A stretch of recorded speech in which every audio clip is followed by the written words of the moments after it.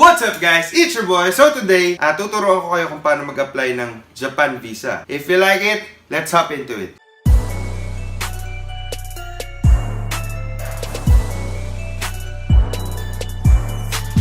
So first step natin guys, kailangan check nyo muna yung passport nyo, tulad nito, ayan. Kasi ang sabi ng Japan Embassy, kailangan daw walang punit yung Philippine passport. Merong 2 blank pages. Ayan, 2 blank pages para meron silang pagdidikitan ng Japan visa, yung Japan visa na sticker in case na ma-approve kayo. Tapos, 6 months before ma-expire to, hindi na pwede. Kumbaga, kung 6 months na lang expired na to, i-renew nyo na kasi hindi na pwede yun. Next step guys, mag-download kayo ng visa application form. So, ililink down ko dito kung saan kayo pwedeng mag-download ng application form or i-search nyo sa Google, marami naman doon. Tapos, i-print nyo in A4 sizes. Tapos, lahat ng isusulat nyo doon kailangan capitalized and no erasures. Tapos bawal din yung blank spaces. Kung hindi nyo kung wala kayong ilalagay doon sa blank space, lagyan nyo na lang ng NA or not applicable. Third step guys is magpa-picture kayo ng ID photo. Ang size nung Japan visa is 4.5 cm by 4.5 cm or 2 by 2. Yan lang kasimple, 2 by 2. Pa-picture kayo, pa-picture 2 by 2. Or itanong nyo na lang doon sa mga pagpapapicturean nyo, ano yung pwedeng size po nung Japan visa. Karamihan naman, alam naman na nila yon. Tapos guys, kailangan pag magpapapicture pala kayo, kailangan white background. Tapos guys, taken within 6 months of the travel date. Let's say, magta-travel kayo ng January, kailangan pasok yung 6 months. Let's say, magpa-picture kayo ng September, October, November, December, January. Pwede yun. Basta pasok within 6 months kung kailan kayo magta-travel. Tapos, lagyan nyo ng name, tsaka birth date dun sa likod. Pagka nakuha nyo na yung picture nyo, tapos i-paste nyo dun sa application form. Tapos, next step guys, fourth step natin is yung PSA birth certificate. So, kailangan nyo na yung PSA birth certificate kasi valid lang yon for 6 months. So, yung dating NSO na valid for kung gaano katagal, yung matagal, yung tinatago-tago natin ng mga birth certificate, hindi na pwede yon. So, pangit na rin pala mag-keep nun kasi ang PSA na ang bagong parang nagre-regulate ng mga birth certificate natin. So, pag kailangan nyo silang gamitin, kumuha na lang kayo sa mga katulad kami. Yung sa amin kasi, nakapag-apply na kami ng PSA nung last week pa ata yun or last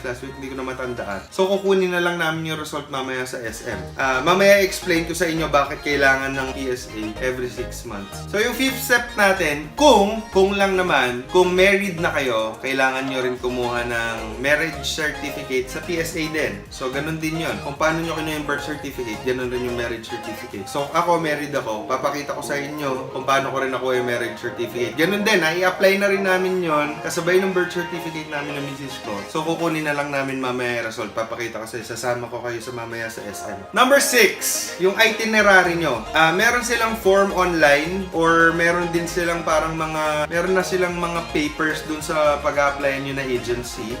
I-fill up nyo lang yun. Lagay nyo lang yung itinerary nyo. Pagka nalagay nyo na yung itinerary nyo, print nyo ulit. Tapos yun na. Pwede nyo nang ipasa sa kanila. Kasama kasi yun sa requirements. So, kung magda-download kayo online ng itinerary form, dun nyo na rin i-edit, tapos i-print nyo. Pero kung kukuha kayo ng papel dun sa agency, pwede nyo nandun na isulat mismo kung ano yung itinerary nyo. Isusulat nyo lang naman. Kunyari, punta kayo ng kung kailan kayo dadating, ano yung mga gagawin nyo everyday hanggang sa pag-uwi nyo. Tapos, lalagay nyo din doon yung mga hotel na pag-stayan nyo, tsaka kung ano-ano pang information. Tapos, step 7 guys, yung bank certificate. Kailangan hingi kayo ng bank certificate or bank statement sa mga bangko nyo the last 3 months. Kunyari, ulit, January kayo magta-travel. Kailangan kumuha kayo ng December, November, tsaka October na bank statement nyo. Hindi ko alam kung merong kailangan na pera, pero mas maganda siguro kung dalawa kayo magta-travel, let's say 50,000 each person, so kailangan mayroon kayong 100,000 so sa bank statement nyo. Hindi naman naka-indicate yun guys sa embassy, pero para lang safe kasi mahal daw ang bilihin doon, mahal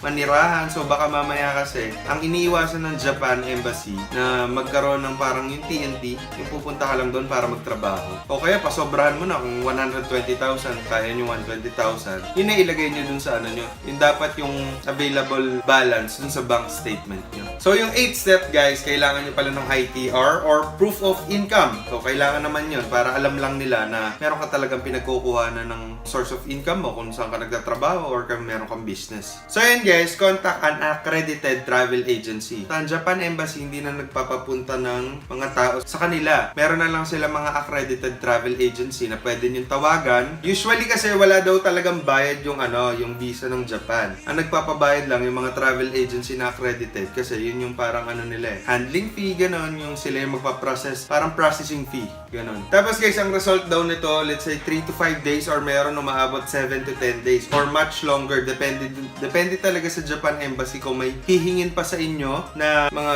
karagdagang papeles. Guys, additional tips, kung meron na kayong ticket papunta tsaka pabalik, mas okay, isama nyo yun. Tsaka yung booking confirmation ng hotel na pag-i-stayan nyo. So yun guys, isasama ko kayo kung paano yung mga step by step kasi bibidyohan ko yun mamaya. So, tara! Guys, nandito kami ngayon sa SM. Punta kayo dito sa Business Service Center ng SM. Ito yung application form. Yan yung application form niya. Pang birth certificate to, tsaka pang marriage certificate. Tapos, after 3 to 5 days daw, tsaka nyo siya makukuha. So, kunin na natin yung sa amin. Tara, samahan nyo kami.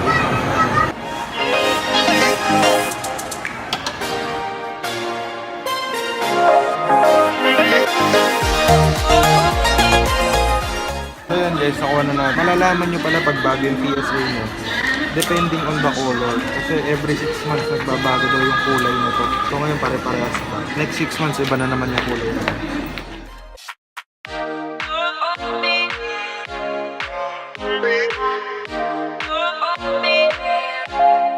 So yun guys, yun yung mga pwede nyong pagpilian dito sa Great Image. Yung polo shirt, polo, corporate, and yung mga tie.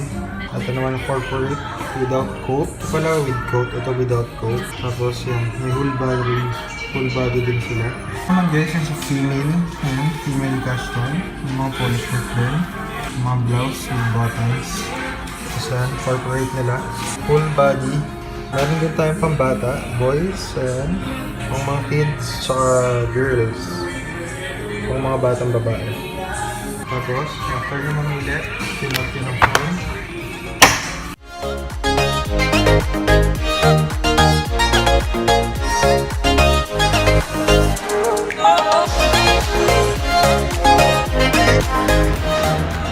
So, yun guys, nakuha na natin. Ayan, sa Great Image. Kuha tayo ng tig-isa. Ito yung sa akin. Tapos, ito yung kay Dawn. So, yun.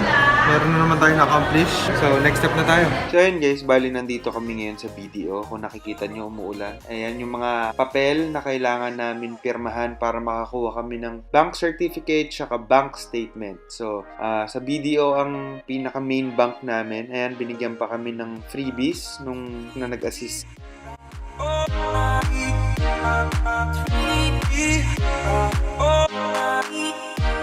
So yun guys, nandito na kami sa Rally Tour sa may Lucky Chinatown. Nakapagpasa na kami ng requirements. Ayan yung pang multiple visa. Hintay na lang tayo ng feedback galing sa travel agency. So sana nag-enjoy kayo dito sa video na to. Don't forget to like, comment, and subscribe.